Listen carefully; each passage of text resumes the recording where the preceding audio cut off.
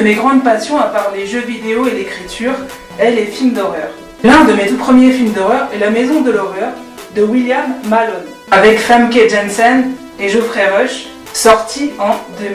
Racontant l'histoire de plusieurs personnes devant réussir à passer une nuit dans cette fameuse maison et à gagner la maudite somme de 1 million de dollars.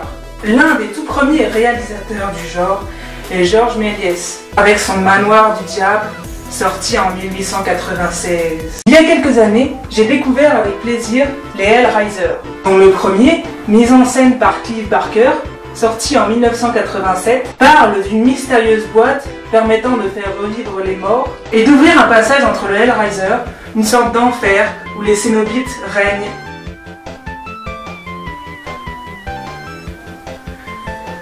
Bref, j'ai adoré.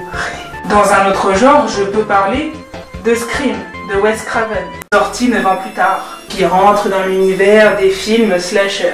En 98 sort Ring, tiré de 3 bouquins du même nom, que au passage j'ai lu. Si le film est extraordinaire, les livres me laissent sans voix. Pour résumer l'histoire, une vidéo provoquant la mort de King Klargaard circule dans le monde. Bien que j'ai préféré la version américaine de ce film à celle de la version asiatique, les scènes sont crues et bien badass. Dans ce qu'on pourrait appeler le précepteur des Paranormal Activity, je pense que beaucoup connaissent ces films, il y a le projet Blair Witch, sorti en 99. La façon de filmer, puisque c'est présenté comme un documentaire amateur, est similaire. J'aime beaucoup ce côté où les persos principaux se retrouvent seuls dans les bois, perdus, avec un être malfaisant à leur trousse. Pour revenir au slasher, il y a les destinations finales, sorties pour les premiers au début des années 2000, où des jeunes gens sont traqués par le destin, par la grande faucheuse, la mort. J'ai apprécié aussi un film, moins connu, en 2005, qui s'appelle The Descent, racontant l'histoire de 6 femmes spéléologues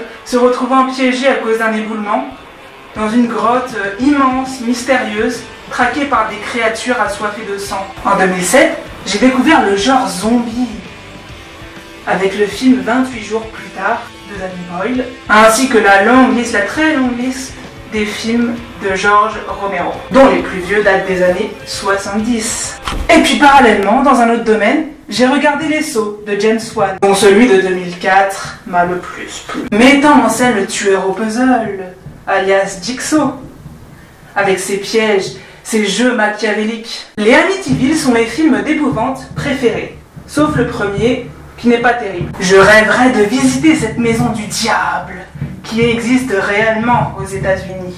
The Grudge, arrivé en 2004, est pas mal aussi, avec l'actrice Sarah Michelle Gellar. Un pote m'a fait découvrir le film Frontières de Xavier Jean, avec Samuel Le Guin, où une famille complètement déjantée, logeant à la frontière du Luxembourg, massacre une bande de jeunes venus faire une étape dans leur pension. En 2007, je suis allée voir Rake avec ma maman qui a des putains de bons screamers bien fous. Je suis archi fan de l'actrice Mila Jovovich, jouant dans les Resident Evil, film lancé dans les années 2000. Et puis il y a les magistraux Insidious qui me font grave triper, où des héros, grâce à des voyants, font des allers-retours dans le terrifiant monde des morts. Je finirai sur un sujet, un manga horrifique pas mal gore, créé par Sui Ishida, dont l'adaptation animée n'en est pas moins géniale. Tokyo Ghoul. Des ghouls assoiffés de sang et des humains archi-violents s'affrontent. Le perso principal, Ken Kaneki, est une ghoul borgne, une sorte d'hybride moitié ghoul, moitié humain, se faisant appeler Cache-œil. Dites-moi dans les commentaires quel est votre film, livre, manga préféré. Ça me ferait très plaisir de vous lire. Voilà, c'est tout pour aujourd'hui. N'oubliez pas de liker, de partager, de commenter, de vous abonner. Bye, je vous aime.